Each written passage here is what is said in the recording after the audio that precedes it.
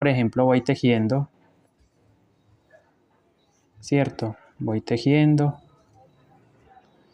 Entonces de repente necesito un cambio de color. Entonces, ¿qué hago? Siempre dejo el punto a mitad, a medias. Voy a elegir, por ejemplo, el azul.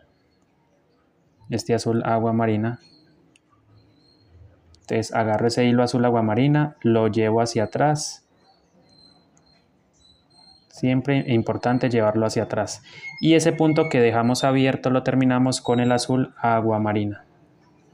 ¿Sí? Y hago las respectivas puntadas que me pide el diseño. Bueno, yo voy a hacer unas 4 puntadas. 2, 3 y 4. Ahora cambio de color. Entonces otra vez dejo ese último punto sin, así, abierto. Agarro el naranja y cierro el punto con ese color, naranja. Y hago mis respectivos puntos. Por ejemplo, necesito hacer 3, entonces hago 3 puntos en ese color.